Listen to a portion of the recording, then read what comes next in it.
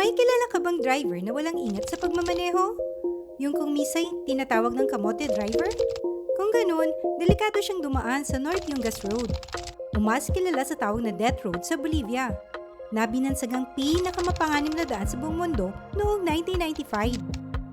Ang ibang parte sa daan na ito'y ginawa ng mga Paraguayan prisoners na nahuling matapos ang Chaco War noong 1930s. Taong mid-1990s, tinatayang nasa 200 to 300 drivers ang nalalaglag sa napakataas na bangin kada taon dahil sa sobrang kipot ng daan at kawalan ng harang sa gilid nito.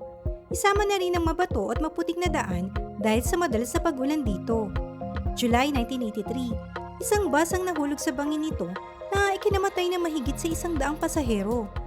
Ito ay tinuring na isa sa pinakamalalang road accident sa Bolivia.